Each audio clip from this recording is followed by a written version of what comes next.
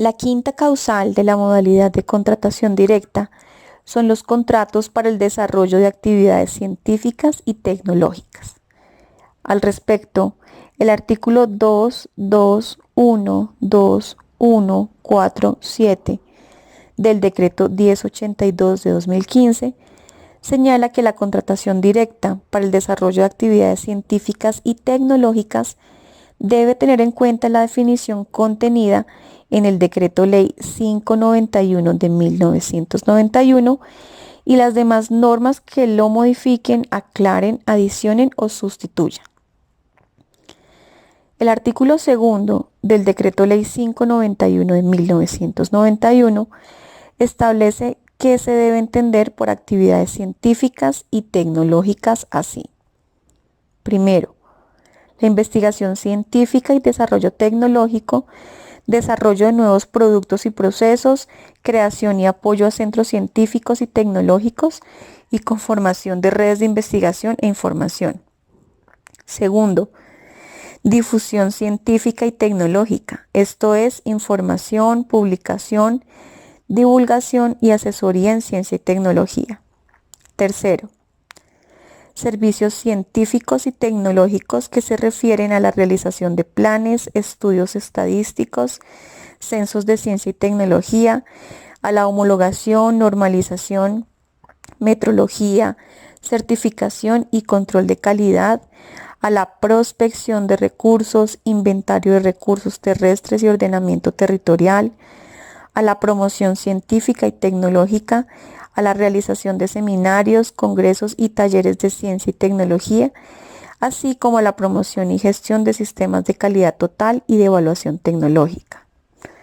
Cuarto, proyectos de innovación que incorporen tecnología, creación, generación, apropiación y adaptación de la misma, así como la creación y el apoyo a incubadoras de empresas, a parques tecnológicos y empresas de base tecnológica.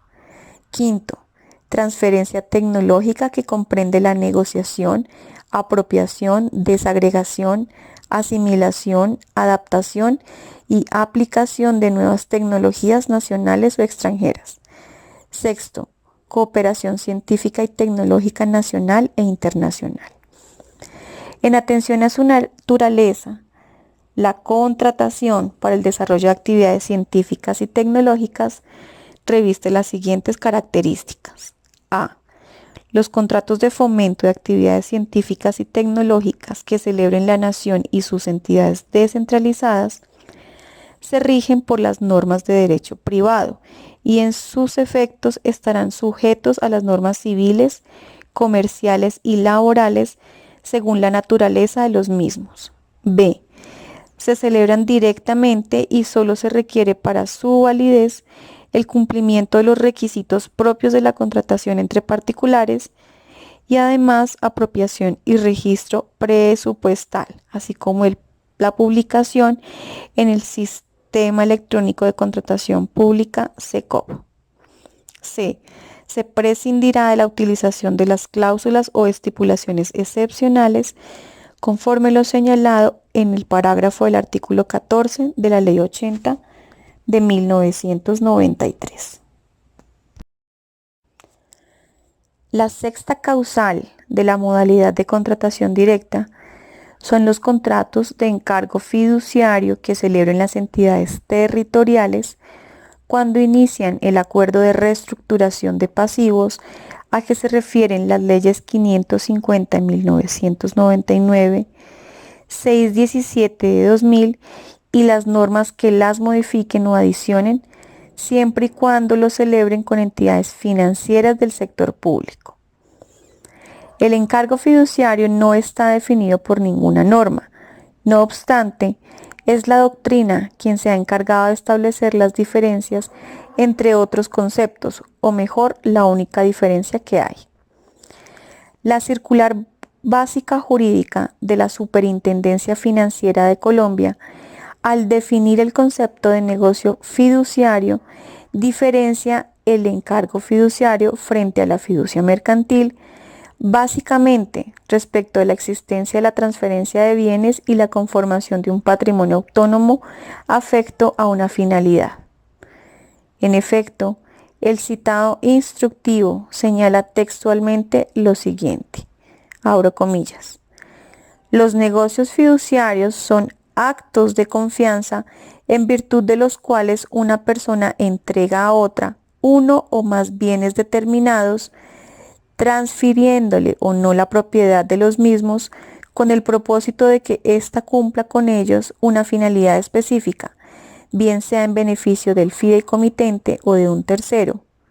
Incluye la fiducia mercantil y los encargos fiduciarios, al igual que los negocios denominados de fiducia pública y los encargos fiduciarios públicos de que tratan la Ley 80 de 1993 y disposiciones complementarias.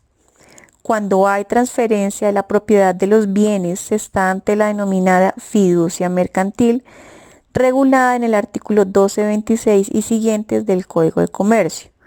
Si no hay transferencia de la propiedad, se está ante un encargo fiduciario y aplican a estos las disposiciones que regulan el contrato de fiducia mercantil y subsidiariamente las disposiciones del Código de Comercio en relación con el contrato de mandato en los términos señalados en el numeral primero del artículo 143 del Estatuto Financiero. Cierro comillas. Como puede deducirse de lo anterior, la diferencia fundamental del encargo fiduciario frente a la fiducia mercantil estriba en la transferencia de la propiedad de los bienes fideicomitidos que se da para la segunda, es decir, la fiducia mercantil, la cual es inexistente para el encargo fiduciario. Adicionalmente, conforme a los artículos 1227, 1233 y 1234, numerales segundo y cuarto, y 1236 del Código de Comercio, la fiducia mercantil tiene, entre otras, las siguientes características. A. Los bienes fideicomitidos conforman un patrimonio autónomo. B. Los bienes fideicomitidos deben mantenerse separados de los propios de la fiduciaria, así como también de los correspondientes a otros negocios fiduciarios. C. Los bienes fideicomitidos deben figurar o registrarse en contabilidad separada. No pueden ser perseguidos por los acreedores del fiduciante posteriores a la constitución del patrimonio autónomo y tampoco pueden ser de libre disposición por el constituyente o fideicomitente. En sentencia C-493 de 2002, la Corte Constitucional señaló, abro comillas, la Ley 550 de 1999 representa así un escenario de intervención del Estado en la economía con el fin de promover y facilitar la reactivación empresarial y la reestructuración de los entes territoriales para asegurar la función social de las empresas y lograr el desarrollo armónico de las regiones. Así las cosas, el acuerdo de reestructuración se constituye en un mecanismo temporal de organización financiera, administrativa y contable para las entidades territoriales que les permita tomar las medidas conducentes a su recuperación y viabilidad institucional.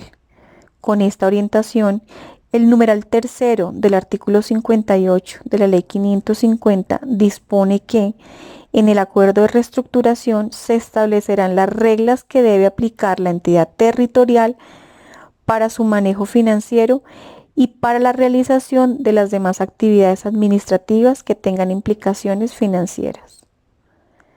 El acuerdo de reestructuración no constituye entonces una forma de extinción de las obligaciones y créditos a cargo de las entidades territoriales que acudan a él. Por el contrario, su pretensión es la de recuperar la entidad y organizar el pago de las obligaciones con sus acreedores.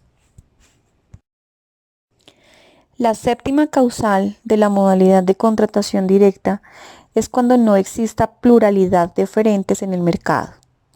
Respecto de esta causal, el artículo 2212148 del Decreto 1082 de 2015 señala los eventos en los que se considera que no existe pluralidad de oferentes así. A. Cuando existe solamente una persona que puede proveer el bien o el servicio por ser titular de los derechos de propiedad industrial. B. Cuando existe solamente una persona que puede proveer el bien o el servicio por ser titular de los derechos de autor. C. Cuando se trate de un proveedor exclusivo en el territorio nacional. Estas circunstancias deben constar en el estudio previo que soporta la contratación.